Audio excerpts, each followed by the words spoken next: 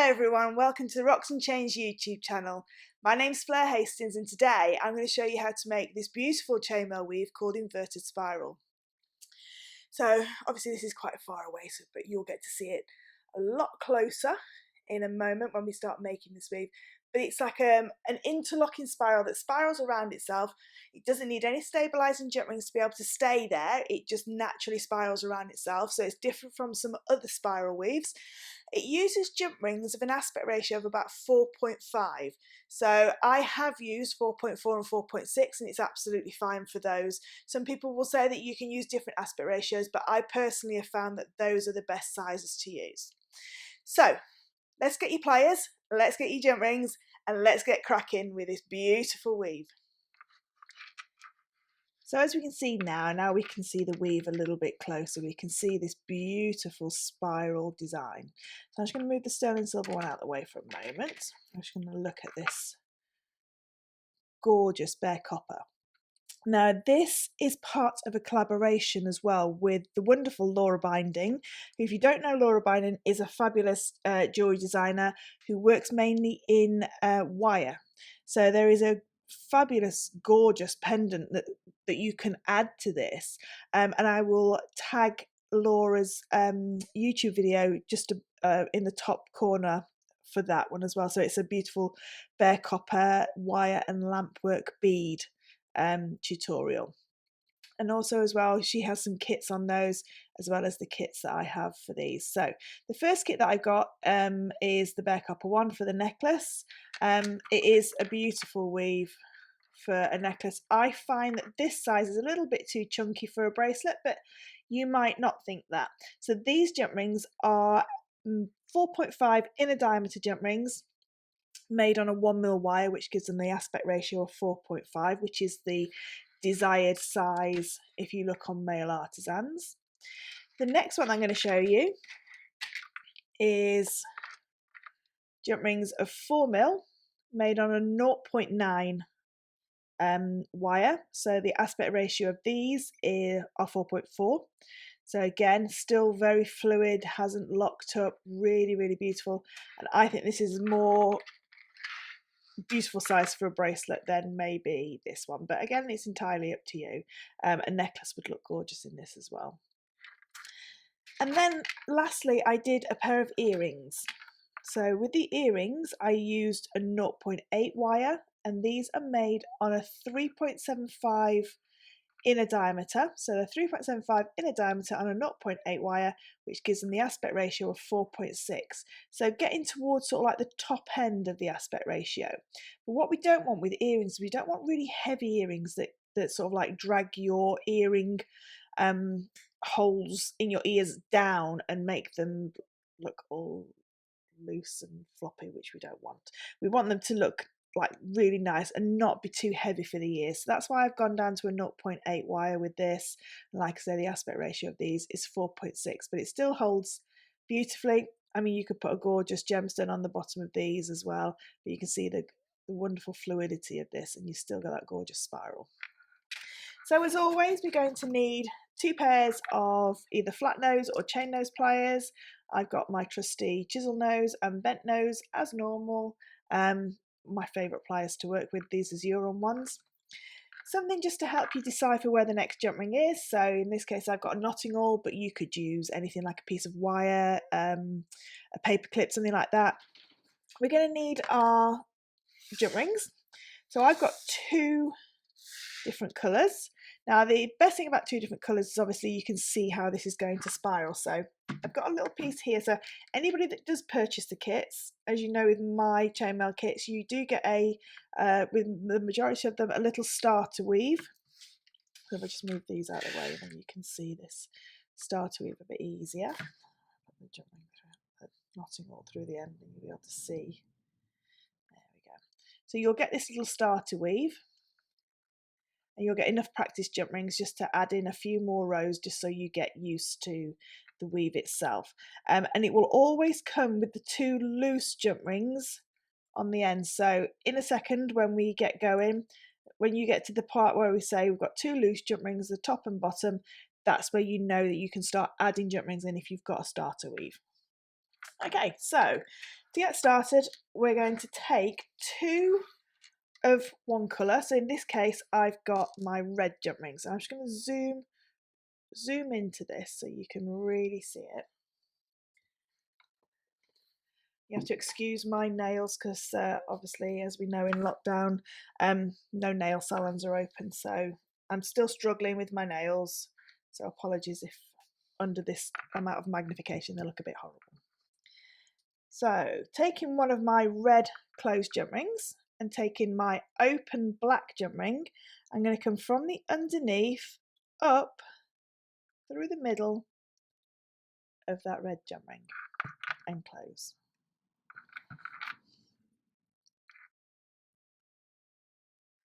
There you go. I'm just going to lay that one down. So I've now got my first one in place. I'm now going to take a second black jump ring, take my other closed jump ring and go through the middle, up through the middle of the red jump ring and close. So we've now got 2 little elements of our chainmail, both of them going in the same direction. So the black jump ring is coming up and over to the right, and the red jump rings are coming down and to the left. Okay. Now we are going to need something to hold a handle in a second. So I tend to use these safety pins. So anybody that's ever had one of my kits, you'll see that your starter weaves come on these safety pins and your spare jump rings also come on these as well. So it's a lot easier for you to use this to start and finish. And also if you want to pierce a little bit of paper on there or make a label to say what weave this is, what size jump rings you've used, they're always handy to have like a little library. So what I'm going to do now is I'm going to take a jump ring of either colour, so a red jump ring and a black jump ring, and I'm going to connect these 2 sides together.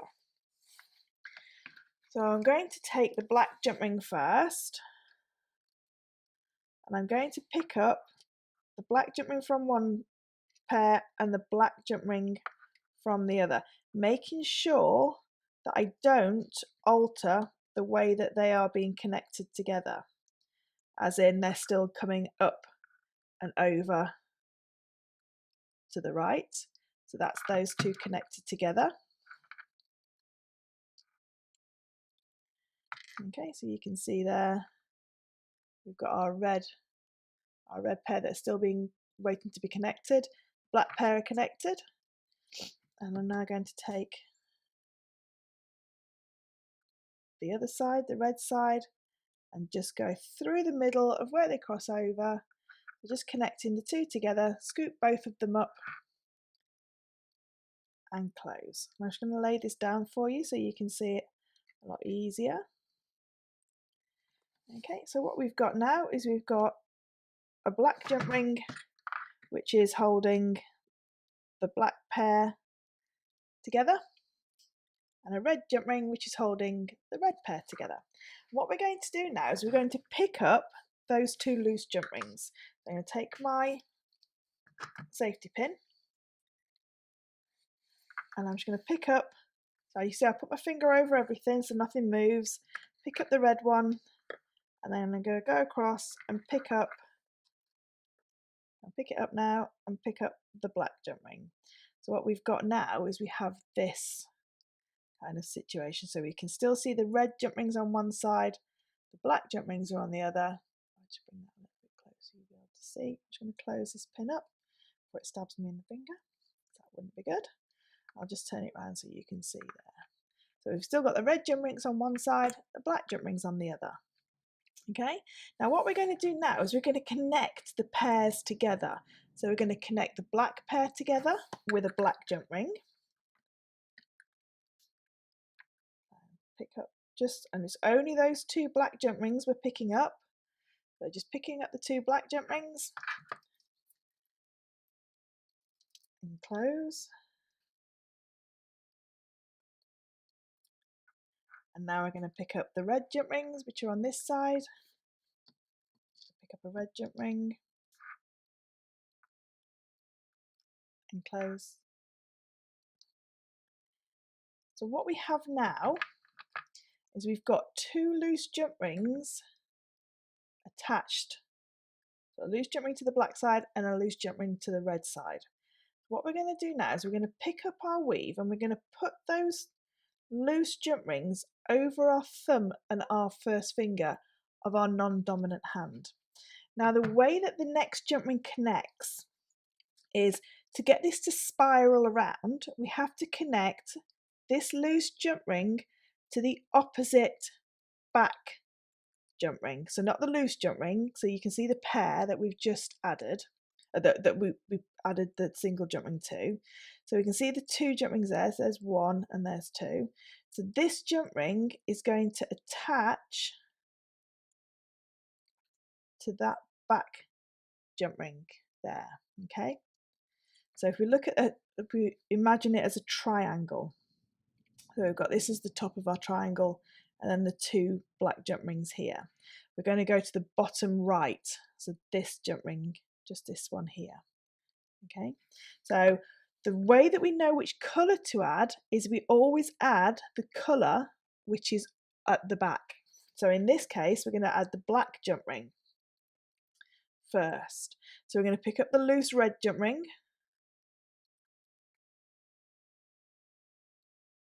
which is easier said than done, and we're going across to the opposite black jump ring, okay, and we'll close that one up.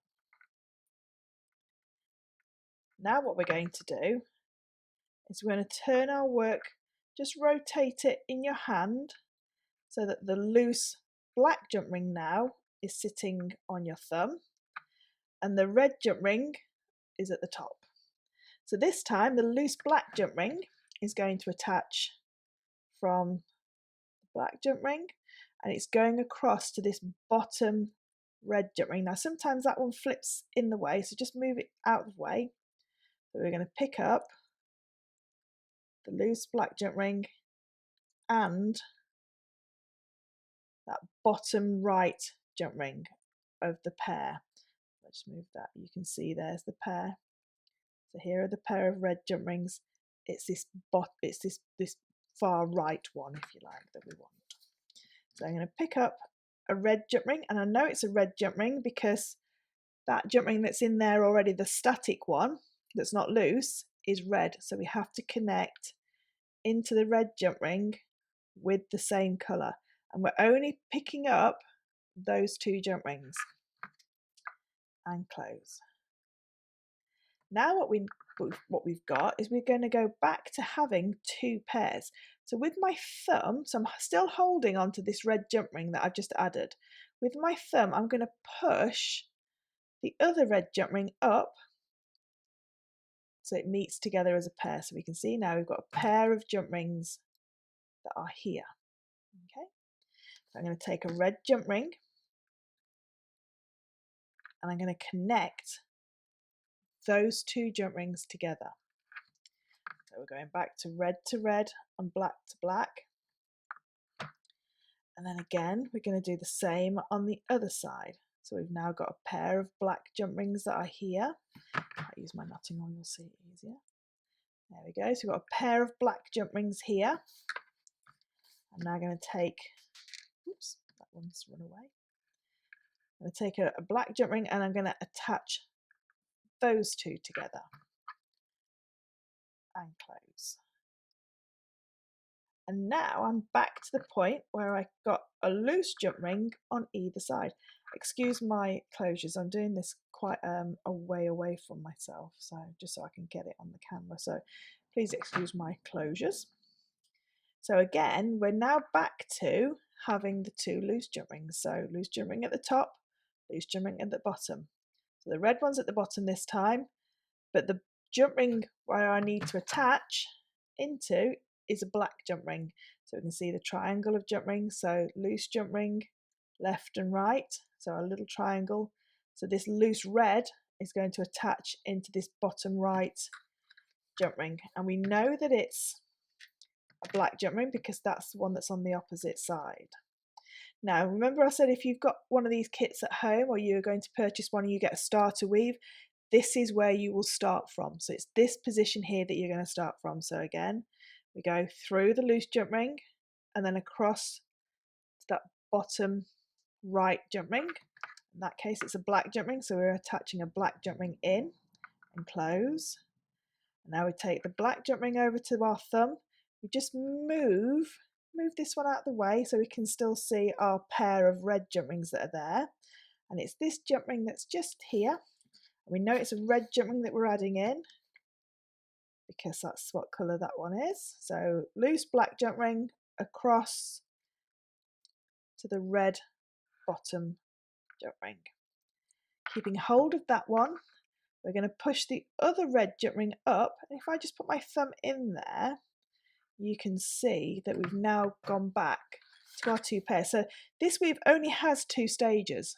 Okay, so it's the stage where we're attached, well, sorry, 3 stages if you like. So the stage where we attach a single jump ring, and then the stage where we attach either of those single loose jump rings back into the weave.